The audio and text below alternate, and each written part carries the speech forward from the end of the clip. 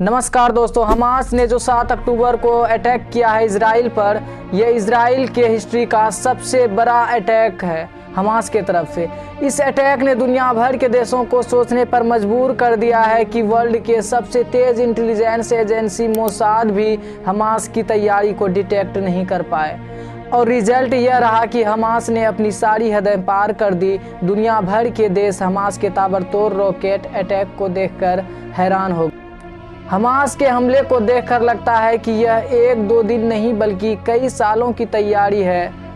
Reuters के report के according Israel पर हमले की पूरी प्लानिंग तैयार की गई और इसी रिपोर्ट में एक मास्टरमाइंड पर्सन एक्सपोज्ड होते हैं जो हम इस वीडियो के आगे बताने वाले हैं। आखिर कौन है हमास के अटैक का मास्टरमाइंड, चलिए जानते हैं आज के इस स्पेशल वीडियो में। साल 1993 में अमेरिका में एक पीस एग्रीमेंट होता है जिसे ओस्लो पीस एकॉर्ड्स कहा गया। यह पीस एग्रीमेंट इजराइल और पैलेस्टीन लिबरेशन ऑर्गेनाइजेशन यानी PLO के बीच हुआ था। इसके अकॉर्डिंग PLO ने इजराइल को मान्यता दे दी, लेकिन यह पीस एग्रीमेंट यानी शांति समझौता हमास के समझ से बाहर था। हमास का मानना था कि पैलेस्टीन को यह सारी ज़मीन वापस मिलनी चाहिए जो उसके पास साल 1948 के अरब इजरायली वॉर के पहले था। और ओस्लो एग्रीमेंट यानी ओस्लो समझौता के खिलाफ हमास ने 1996 में इजराइल पर एक अटैक कर दिया जिसमें लगभग 50 से ज़्यादा लोगों की मौत हो गई। और इस हमले के बाद दुनिया की नज़रों में एक चेहरा निकलकर सामने आया और यह इजराइल का सबसे बड़ा दुश्मन बन गया जिसका नाम मोहम्मद दईफ था। इजराइल के मोस्ट वांटेड लिस्ट में मोहम्मद दईफ का नाम शामिल है और यह वही मास्टरमाइंड है जो तभी से लेकर अब तक इजराइल के अटैक का मास्टरमाइंड बना रहा। मोहम्मद दईफ का पूरा नाम मोहम्मद दियाब इब्राहिम अल-मसरी है। इनकी पैदाइश 12 अगस्त 1965 को Khan Yunus refugee camp Gaza पट्टी फिलिस्तीन में हुई। गाजा की इस्लामिक यूनिवर्सिटी से पढ़ाई की। बचपन से यहूदियों के खिलाफ चल रहे वॉर को बेहद करीब से देखा। मोहम्मद दईफ पहले मुस्लिम ब्रदरहुड्स को ज्वाइन करता है और कुछ समय बीता और 1990 में हमास के इस्टेब्लिश होने पर वह हमास के अल-कसम ब्रिगेड का चीफ बन गया।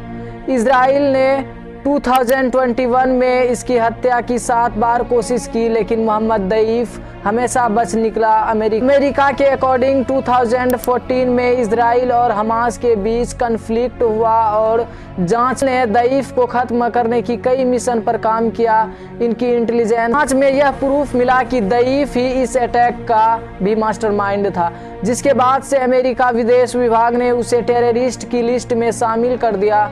साल 2014 में इजराइल सोल्जर्स ने फिर से दईफ को मारने की कोशिश की। इस हमले में अब दईफ ने अपनी पत्नी और अपने बच्चों को खो दिया। इजरायली सोल्जर्स ने एक घर में एयर स्ट्राइक कर दईफ को मारने की कोशिश की, लेकिन वह इस मिशन में भी फेल रहा।